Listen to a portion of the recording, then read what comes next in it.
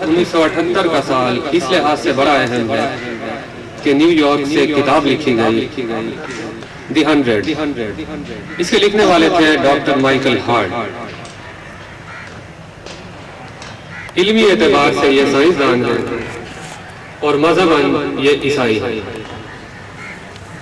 انہوں نے پوری دنیا کی تاریخ میں سے 100 افراد کو صرف نکالا جنہوں نے دنیا کی تاریخ میں کوئی بڑا انقلاب مرتب کیا. تو علمی لحاظ سے اس کو چاہیے تھا کہ 19ویں اور 20ویں صدی کے بڑے سائنسدانوں یعنی پروفیسر آئزک نیوٹن اور آئنسٹائن کو وہ پہلے نمبر پہ رکھتا رینکنگ میں، لیکن اس نے ایسا بھی نہیں کیا. اس کو چاہیے تھا کہ وہ عیسائی مذہب کی روح سے عیسیٰ علیہ السلام کو پہلا نمبر دیتے، لیکن انہوں نے یہ بھی نہیں کیا، بلکہ پہلا نمبر حضور کریم صلی اللہ علیہ وآلہ وسلم کو دیتے ہوئے اس نے اپنا یہ مشہور جملہ لکھا کہ he was the only man in history who was supremely successful in both the religious and secular levels. عیسیٰ علیہ السلام دنیاوی اعتبار سے کامیاب نہ ہو سکے، اپنے ہی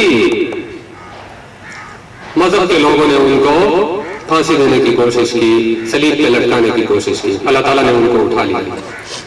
اور آئنسٹائن اور نیوٹن دینی اعتبار سے ادھورے تھے، تو حضور اکرم صلی اللہ علیہ وسلم ہی تھے جنہوں نے دین کو الیوم اکملت لکم دینکم تک حجۃ الوداع کے موقع پر 1 یا 2 لاکھ افراد تک دنیا کے کونے کونے تک دین کو پہنچا کے انہوں نے دنیا سے پردہ فرمایا. تو نعت رسول مقبول کے لیے رافض اللہ آئیں گے، آپ کے دلوں کے اندر جو عشق رسول کے جذبات تھوڑے ٹھنڈے پڑ چکے ہیں ان کو وہ دہکائیں گے. تو تشریف لاتے ہیں شخصیت سے رافض اللہ.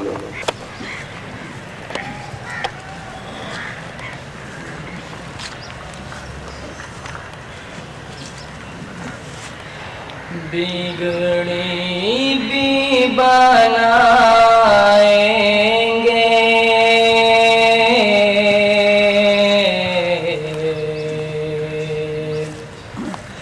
جلوے بھی دکھائیں گے،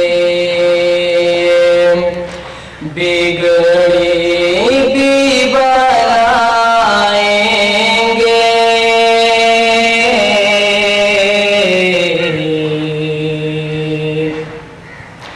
جلوے بھی دکھائیں گے،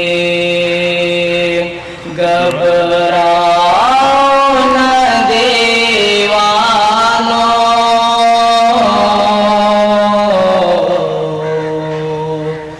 سرکار بلائیں گے. ہم ہم